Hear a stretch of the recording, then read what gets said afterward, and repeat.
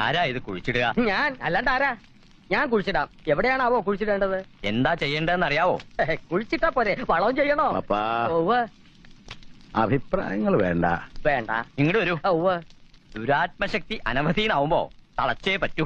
ഓ, ആദ്യ വിഘ്നവിധി, ഈ കുടം പടിപ്പുരയ്ക്ക് മുന്നിൽ കുഴിച്ചിടുക. അത്രേ ഉള്ളോ? കുഴിച്ചിടാലോ. വെറുതെ പോരാ, കുടം കൊണ്ടുപോണ ആളെ ആരും കാണരുത്. അയാൾ ആരെയും നോക്കരുത്. അത് ഞാൻ കണ്ണടച്ചോളാം. അത് മാത്രം പോരാ, ആ. ദാ, ഓ, ഇയാളെ ആരോട്ട് കാണാനും പാടില്ല. അതിനിപ്പോ എനിക്ക് പ്രത്യേകിച്ച് എന്താ ചെയ്യാൻ കഴിയാ?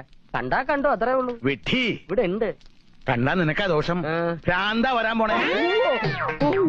തിരികെ തരാൻ പാടില്ല. ഇവിടെ വെക്കാ. താഴെ വെക്കരുത്. എന്നാ ഇതാ.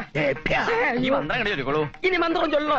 ഭവാനി സന്ധ്യ ഭവാനി ത്രിസന്ധ്യ സർവസ്ഥായാനേ സർവസ്ഥായാലേ മധ്യമാനസം മധ്യമാനസം ഗോപുരം വിജ്ഞാങ്കരേ. ഗോപുരം വിജ്ഞാങ്കത്.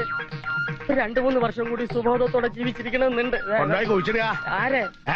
കുളിച്ചിടാൻ തന്നെയാ പോണേ. നിൽക്കുക, നിന്ന് കണ്ണടയ്ക്ക. ഇനി കണ്ണു അടയ്ക്കണോ? അടയ്ക്ക. അടയ്ക്ക.